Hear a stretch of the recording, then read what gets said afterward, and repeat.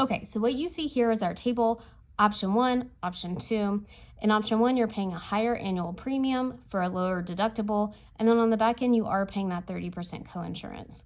Option 2, you're paying a lower annual premium, but you do have that higher deductible, and then on the high end, you actually get the benefit of a 0% coinsurance. So in a situation like this, you're going to find a barbell approach, where option 2 is actually better if you anticipate spending less on your medical expenses, or you anticipate spending a quite high amount on your medical expenses.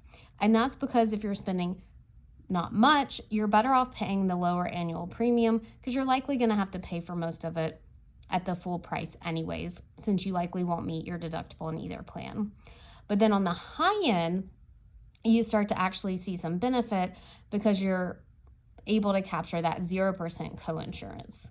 And then if you anticipate spending in the middle, you're actually better off with option 1. Yes, you're paying more in a higher annual premium, but you get the benefit of hitting that 30% coinsurance pretty quickly after you meet your $9,000 deductible. So let's walk through how the math works.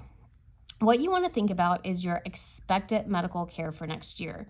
You're not going to know with 100% certainty what you will need to spend, but you want to think about what you anticipate spending. So right off the bat, we know that if we're going to spend less than $9,000 next year on our medical care, we're better off with option 2. We're not going to meet the deductible in either plan, so we might as well pay less in our annual premium.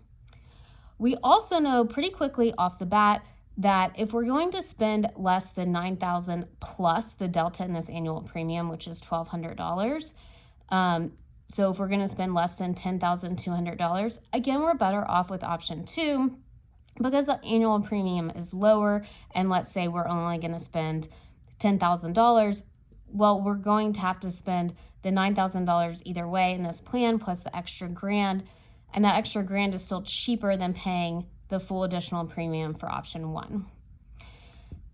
Now we're going to get to do some algebra. We're going to do algebra twice. This is the first time we're doing algebra. We need to figure out how much more we can spend before it makes sense to revert to option 1. And that's because of this tricky little coinsurance percent here. So anything above and beyond that $9,000 deductible is going to hit a 30% coinsurance. So X, which is what we're going to spend above and beyond the $9,000, times our 30%, plus we're paying an additional $1,200 on our annual premium, is going to equal X. So again, what we're paying above and beyond the $9,000. This is where we can do some simple algebra where we subtract the 0.3x from both sides. We see 1,200 equals 0.7x, divide both sides by 0.7, and we find that that little delta above and beyond $9,000, x equals $1,714. So anything below $10,700, we're better off with option 2. That's our low end option. Anything above $10,700, we're actually better with option 1 until we hit that high end, which is what we need to figure out next. So let's take a deep breath and then think through our algebra. So we have option 1 where we know we're going to have to pay our $6,200 annual premium plus our $9,000 deductible, because remember, we're looking for that high end where we're going to be spending a lot on our medical expenses. So we're definitely going to be meeting that deductible. Plus what we're going to spend above and beyond the deductible. So that high end number, X, that's what we're solving for, minus the $9,000 deductible. For this amount, so this is what we're spending above and beyond the $9,000, we have to pay that pesky 30% coinsurance. We want to figure out the break even of this plan in option 1 of when it will equal if we were to spend the same amount under option 2.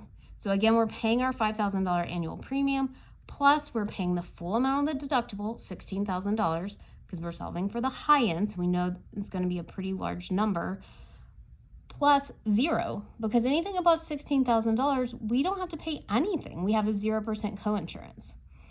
So yes, this equation looks long. There's lots of zeros and thousands, but we can use a calculator for all of that. What we're trying to solve for is X. So we can add 6,200 plus, 6,200 plus 9,000 gets us 15,200. we can multiply this 0.3 through the parentheses, so 0.3x minus 2,700 equals, add these two numbers together, 21,000. We're simply going to subtract the 2,700 from the 15,000. You end up with 12,500 plus 0.3x equals your 21,000. We take the 12,500 off both sides, and you end up with 0.3x equals 8,500. Divide both sides by 0.3, and you figure out that x equals $28,300. Again, use your calculator for the bulk majority of that. So what you end up figuring out is that high number, x, is $28,000. So anything above that number, you're better off with option 2. So to summarize, you're better off in option 2 on the low end, anything less than $10,700, or the high end, anything above $28,000. In the middle between those two numbers, you're better off with option 1.